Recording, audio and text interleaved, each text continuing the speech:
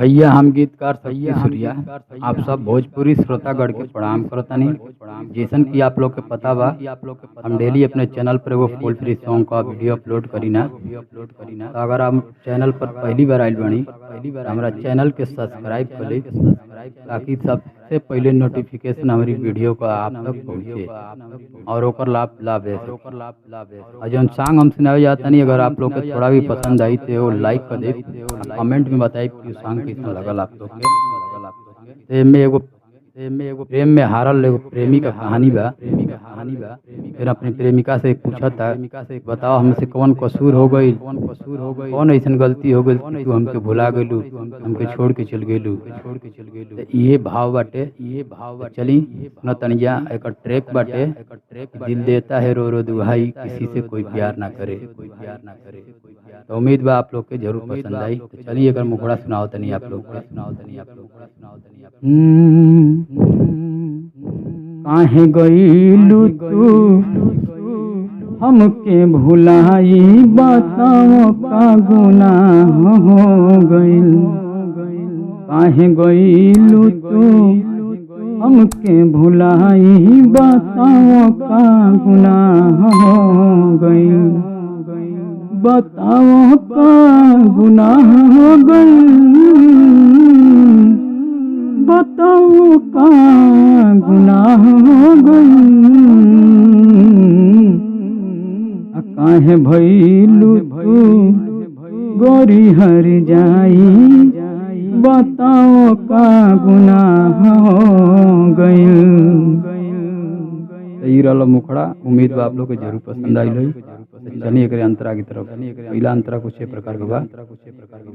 पूछताट दिल हमर इहे बार बार हो, काहे नाराज आइल तोहके हमर प्यार हो। पूछताट दिल हमर इहे बार बार हो, काहे नाराज आइल तोहके हमर प्यार हो।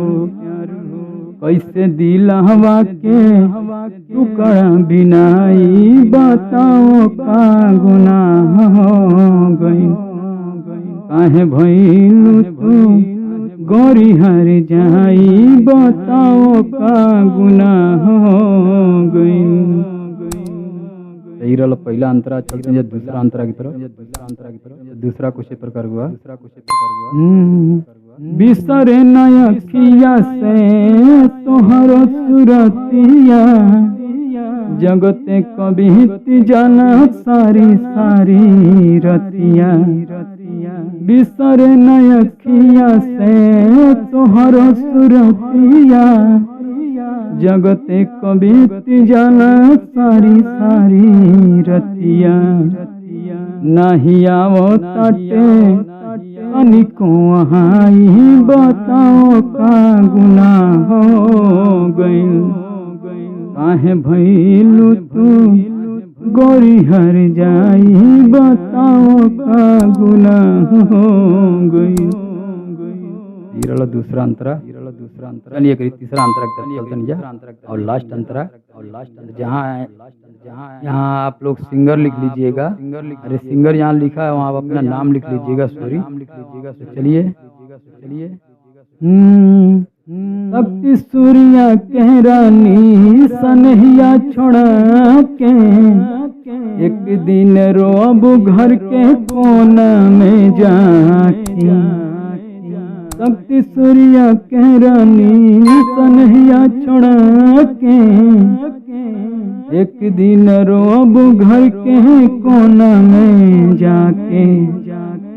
सहिया सिंगर के याद बड़ा आई, बताओ का गुनाह हो गई।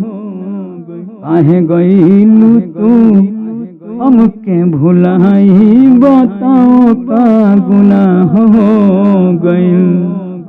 तो उम्मीद ना पूरा विश्वास बा कि आप लोग की सॉन्ग बहुत पसंद आई। तो चलिए हमारे वीडियो देखे खातिर बहुत बहुत धन्यवाद।